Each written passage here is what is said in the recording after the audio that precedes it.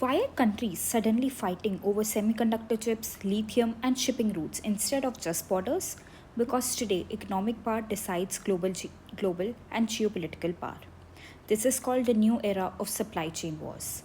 A supply chain is a global network that moves products from raw material to factories and finally to consumers. For decades, the world heavily depended on China because it became the factory of the world. But then came the three major shocks: COVID-19 pandemic, the US-China trade war, and the Russia-Ukraine war. COVID-19 pandemic, the countries suffered huge shortage of medicines, electronics, and chips on global supply chain collapsed.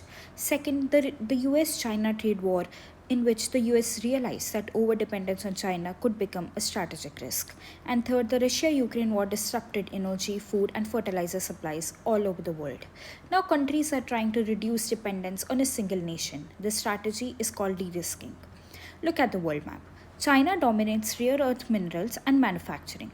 Taiwan controls advanced semiconductor chips production.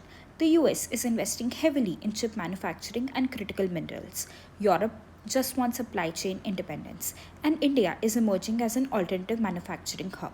Also, India is benefiting through PLI scheme, semiconductor mission, and supply chain resilience initiative with Japan and Australia. That's why companies like Apple are shifting production to India. So modern geopolitics politics is no longer only about armies and weapons.